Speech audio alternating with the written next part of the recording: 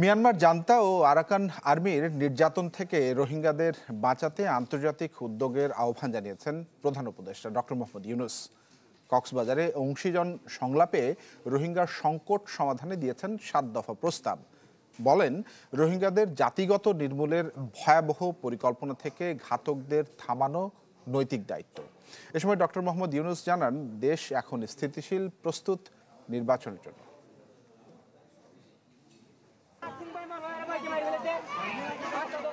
Myanmar সেনাবাহিনীর নির্যাতনের শিকার হয়ে ২০১৭ সালের ২৫ আগস্ট থেকে বাংলাদেশে আসতে থাকেন রোহিঙ্গারা।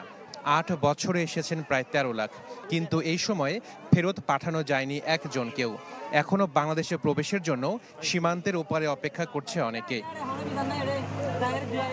রোহিঙ্গা জনগোষ্ঠীর মানবিক সহায়তা ও প্রত্যাবাসন নিশ্চিতে কক্সবাজারে চলছে ৩ দিনের অংশীজন সংলাপ। দ্বিতীয় দিনে যোগ দেন প্রধান উপদেষ্টা। ডক্টর ইউনূস বলেন, ২০১৭ সালের আগেও রোহিঙ্গাদের জীবন বাঁচাতে মানবিক কারণে সীমান্ত খুলে দিয়েছিল Bangladesh. We don't afford anymore to stand silent at the protected situation of the Rohingyas. Hence we urge upon the international community to undertake collective efforts to stop the Myanmar junta and the Arakan army from unleashing violence against Rohingya.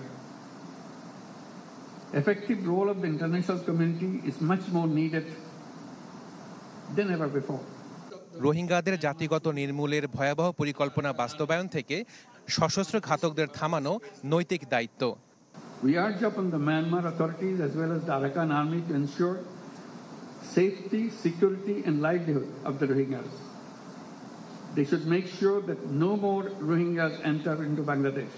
Electra air conditioner কম বিদ্যুৎ খরচে দেবে অধিক শীতলতা আর সেভিংসও হয়ে যাবে। তাই রোহিঙ্গা সংকট সমাধানে আন্তর্জাতিক উদ্যোগের আহ্বান জানিয়ে প্রধান উপদেষ্টা বলেন, মিয়ানমার সরকার ও আরাকান আর্মিকে নিশ্চিত করতে হবে যাতে কোনো রোহিঙ্গা আর বাংলাদেশে প্রবেশ না করে। We urge upon the international community to add dynamism to the ongoing international accountability processes at the International Court of Justice.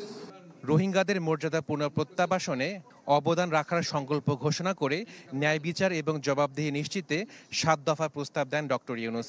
We urge upon the international community to be more active in advancing peace, security and stability in Rakhine.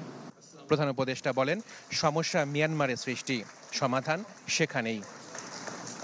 আশাকিন Prince, channel 24, Cox's Bazar.